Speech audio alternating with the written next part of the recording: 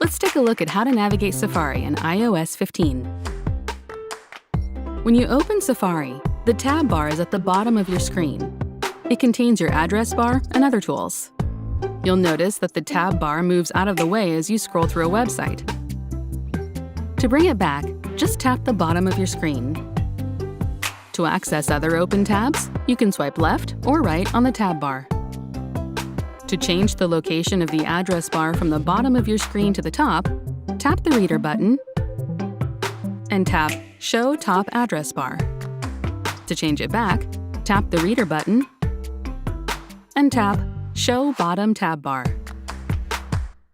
If you need to refresh a page, pull down from the top of the page or tap the Refresh button.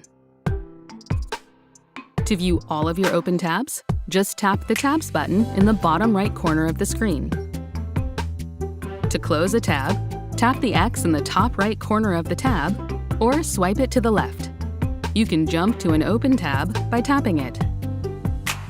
If you touch and hold the Bookmarks button in the toolbar, you'll see options to add a bookmark for all open tabs or just your current tab, or to add the page to your reading list.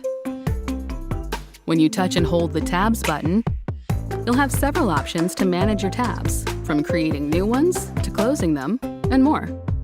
Tap New Private Tab to open one. When using private browsing, tap the Tabs button to see your open private browsing tabs. To turn off private browsing, tap the Private button, then tap Tabs, and you'll switch to your non-private tabs. Now let's take a look at how to share.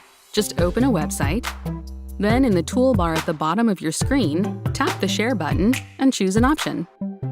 And that's the basics of navigating Safari in iOS 15. Where you go is up to you.